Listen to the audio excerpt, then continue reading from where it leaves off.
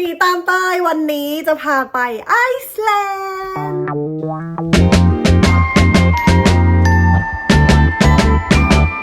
เต้ยจะมาพูดถึงการเตรียมตัวไปเที่ยวไอซ์แลนด์ในช่วงซัมเมอร์สิ่งที่ทุกคนจะต้องเตรียมตัวก็คือเรื่องรถจองที่พักระยะเวลานกที่ต้องไปดูเช่าเฮลิคอปเตอร์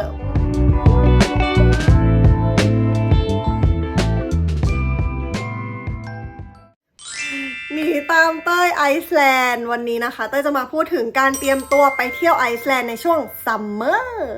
คือเต้ยไปเที่ยวในช่วงซัมเมอร์มาใช่ไหมคะแล้วก็ได้รู้อะไรหลายอย่างมากๆเกี่ยวกับไอซ์แลนด์นะคะไอซ์แลนด์เป็นประเทศที่ไม่มีอะไรเลยแต่ว่ามีธรรมชาติที่สวยมากๆแล้วยิ่งในช่วงซัมเมอร์อ่ะคือมันไม่มีหิมะเลยใช่ไหมเราก็ต้องคือขับรถเที่ยวพอขับรถไปเรื่อยๆปุ๊บอะมันเหมือนแบบอยู่โลก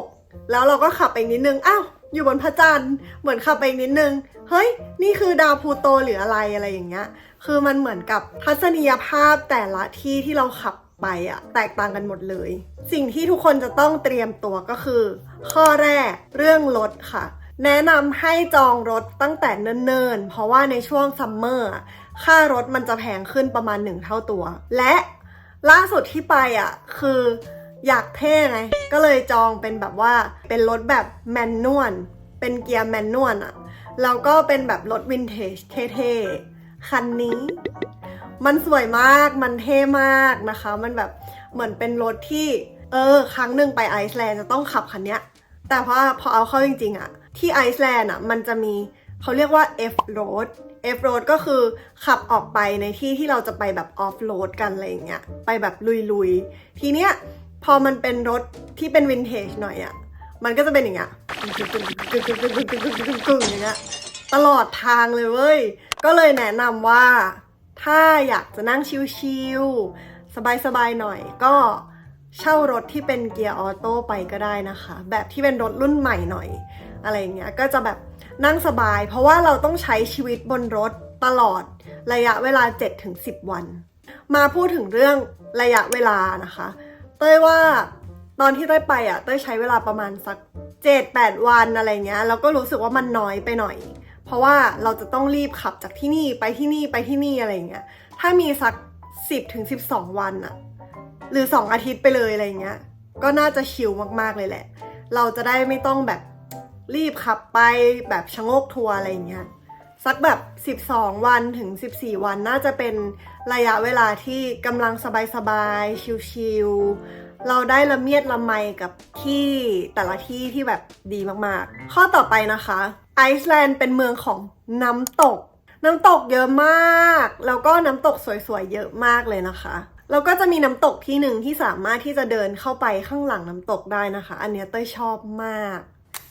น้ำตก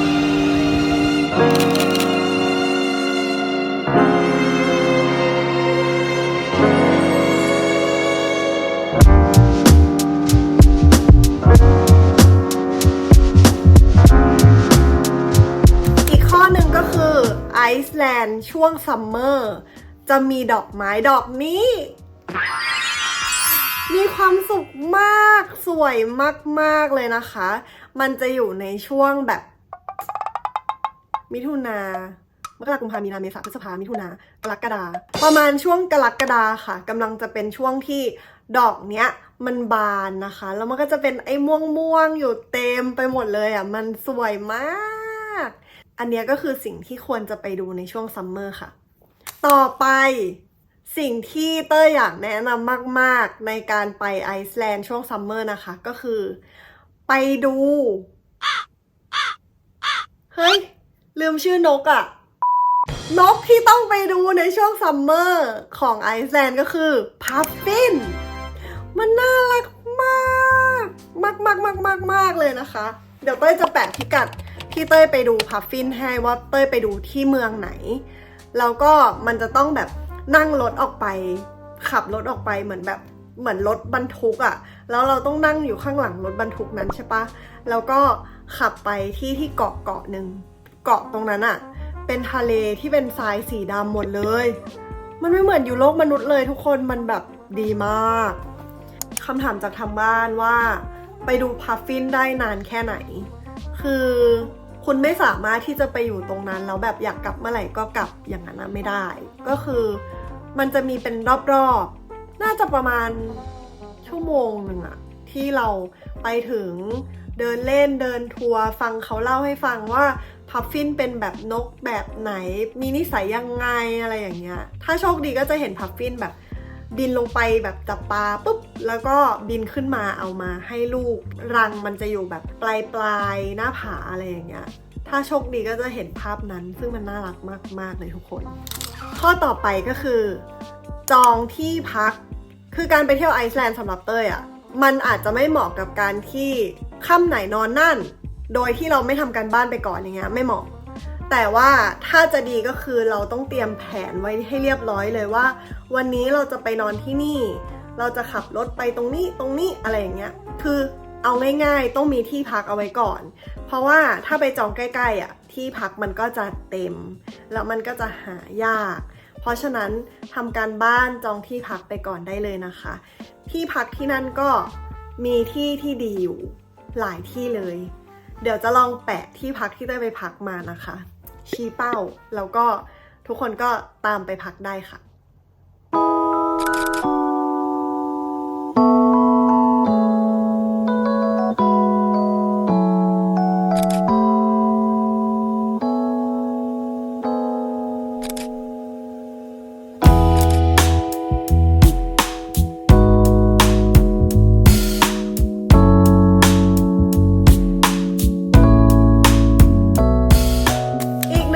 ที่ต้องเตรียมนะคะก็คือเสื้อกันฝนเพราะว่าอะไรซัมเมอร์ของไอซ์แลนด์บางทีก็มีฝนตกนะคะและเราไปน้ำตกบ่อยมากการที่เราไปน้ำตกอ่ะน้ำตกที่มันจะใหญ่อลังการสุดๆนะคะน้ำมันก็จะแบบ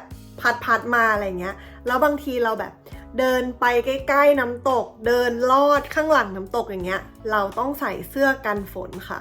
อีกหนึ่งแอคทิวิตี้นะคะที่รอบนี้เต้ยไปแล้วก็รู้สึกว่าโชคดีมากๆก็คือการไปขึ้นเฮลิคอปเตอร์ดูลาวาค่ะเพราะว่าช่วงที่เต้ยไปมันเป็นช่วงที่ภูเขาไฟระเบิดพอดีตอนนั้นอะคือนอยเหมือนกันว่าเอ๊ะภูเขาไฟระเบิดเราควรจะดีใจไหมหรือเราควรจะกลัวหรือว่าเราควรจะแบบไหนดีอะไรเงี้ยแต่ปรากฏว่าที่ไอซ์แลนด์มันเป็นเมืองที่มันมีภูเขาไฟระเบิดอยู่บ้างอยู่แล้วนะคะเพราะฉะนั้นอะเราก็จะต้องเข้าไปดูแอปชื่อนี้เลยเข้าไปดูแอปนี้นะคะเขาจะบอกตลอดว่าตอนนี้ที่ไอซ์แลนด์เป็นยังไงบ้างภูเขาไฟมีระเบิดไหมมีทางปิดที่ตรงไหนหรือเปล่าอะไรเงี้ยค่ะแล้วแบบตอนแรกก็ตัดสินใจว่าเฮ้ยเราจะไฮกิ้งเราจะเดินไปดูลาวาดีไหมแต่ว่าด้วยระยะเวลาที่มันไม่พอแล้วอะเราก็เลยต้องตัดสินใจระหว่างแอคทิวิตี้ที่จะไปดูวานหรือจะไปดูลาวาแน่นอนเราก็ต้องเลือกลาวาอยู่แล้วเพราะว่าชีวิตนี้เกิดมาจะได้ไปดูลาวาที่แบบภูเขาไฟอะแบบกี่ครั้งวะอะไรเงี้ยก็เลยตัดสินใจกันว่าเช่าเฮลิคอปเตอร์ไปดูลาวา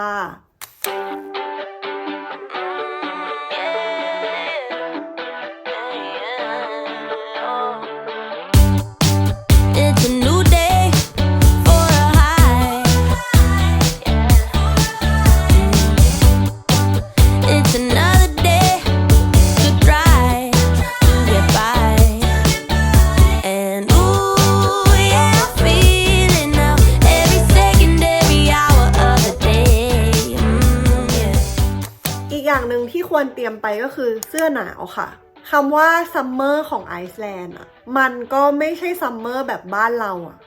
นึกออกไหมแต่ว่าไม่จำเป็นที่จะต้องเป็นเสื้อหนาวแบบโอ้โหขนเป็ดอลังการอะไรอย่างนั้นแต่ว่าเป็นแบบเสื้อหนาวระดับกลางระดับน้อยอาจจะเป็นแบบคาร์ดิแกน1ตัวอะไรอย่างนี้แต่ว่าระดับกลางมันก็อาจจะมีอะไรที่มากกว่าแค่คาร์ดิแกนผ้าบางๆอ่ะงงอะดิสภาพอากาศมันจะประมาณแบบ10 กว่าอะไรอย่างเงี้ยนั่นคือซัมเมอร์ของเขาค่ะเข้าห้องน้ำที่ไอซ์แลนด์ก็ขับรถไปตามที่ต่างๆมันก็จะมีห้องน้ำให้เข้าแหละส่วนใหญ่ก็จะไปเข้าห้องน้ำตามปั๊มจุดพักจุดดูวิวอะไรอย่างเงี้ยก็ไปเข้าห้องน้ำแถวๆนั้นได้แต่มีไปเจอห้องน้ำที่หนึ่ง เขาเก็บค่าเข้า150 บาท150 บาทไทยอะไรอย่างเงี้ยแต่ว่าไม่ได้มีทุกที่นะคะแบบแค่ที่เดียวเลยที่แบบเฮ้ยทำธุรกิจนี้รวยแล้วเนี่ยเก็บค่าเข้าห้องน้ำ150อะสำหรับคนที่อยากนอนเต็นท์หรือว่าขับรถบ้านที่ไอซ์แลนด์นะคะเท่าที่เต้ยเห็นนะเวลาขับไปตามจุดต่างๆอะมันจะมี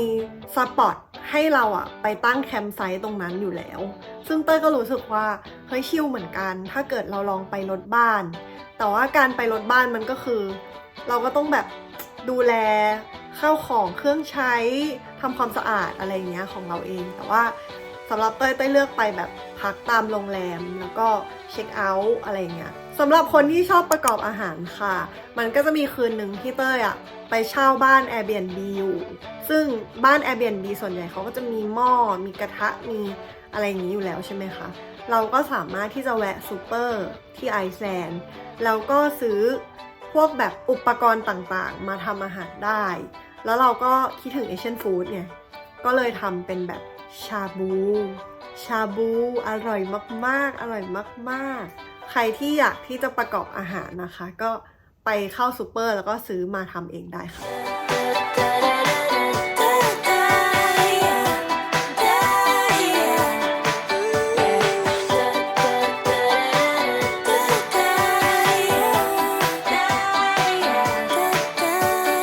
คร่าวๆน่าจะประมาณนี้นะคะ